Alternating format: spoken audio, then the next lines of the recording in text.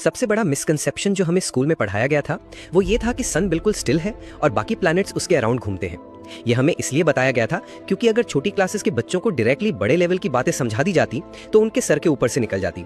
जैसे मैथ्स में step by step concept समझाए जाते हैं, वैसे ही यूनिवर्स के कॉन्सेप्ट्स भी सिंप्लीफाई करके पढ़ाए गए। लेकिन असल में यूनिवर्स एक फ्लैट शीट नहीं है जिसमें ऑब्जेक्ट्स बस रखे हुए हैं। हर चीज मोशन में है। अर्थ अपने एक्सिस पर स्पिन करती है 1670 किलोमीटर पर आवर की स्पीड से और साथ ही सन के अराउंड रिवॉल्व करती है 1,07,000 किलोमीटर पर आवर की स्पीड से। और यही नहीं, हमारा सन भी 70,000 किलोमीटर पर आवर की स्पीड से मूव कर रही है। और सिर्फ अर्थ ही नहीं, पूरा सोलर सिस्टम सन के साथ मूव कर रहा है। लेकिन इंटरेस्टिंग बात यह है कि हमारा पूरा सोलर सिस्टम भी स्पेस में ट्रैवल कर रहा है और सन खुद अपने गैलेक्टिक प्लेन में मूव कर रहा है।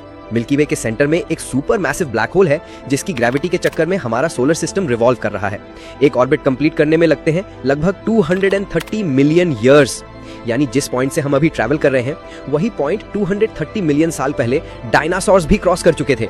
और यहाँ ट्विस्ट ये है कि सिर्फ सोलर सिस्टम ही नहीं, हमारी पूरी मिल्की वे गैलेक्सी भी मोशन में है और वो ट्रैवल कर रही है लगभग 390 माइल्स पर सेकंड की स्पीड से। मतलब जब से आपने ये वीडियो देखना शुरू किया है तब तक हम यूनिवर्स में 93,600 माइल्स यानी 1.5 लाख किलोमीटर ट्रैवल कर चुके हैं।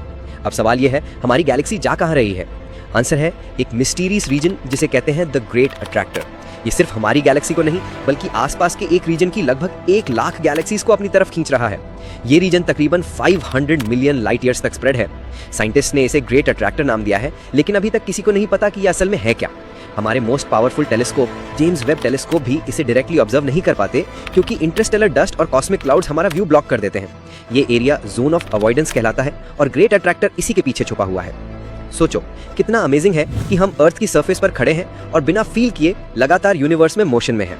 हर इंसान अपनी लाइफ में जितना डिस्टेंस कवर करता है वही उसकी एक पर्सनल कॉस्मिक जर्नी होती है। और जब बात आती है यूनिवर्स के ओरिजिन की तो सबसे ज्यादा डिस्कशन होता है बिग बैंग थ्योरी पर। बहुत लोग गलत समझते हैं कि बिग बैंग क्रिएटर यानी गॉड की एग्जिस्टेंस को डिनाई करता है, लेकिन असल में बिग बैंग सिर्फ ये एक्सप्लेन करता है कि यूनिवर्स एक स्पेसिफिक प्रोसेस से एग्जिस्टेंस में आया। कुछ भी अपने आप नथिंग से स्टार्ट नहीं हो सकता, एक क्रिएटर का होना जरूरी है। इसका मतलब बिग बैंग गॉड को डिनाई नहीं करता बल्कि ये बताता है कि यूनिवर्स एक प्लान्ड प्रोसेस के थ्रू बना।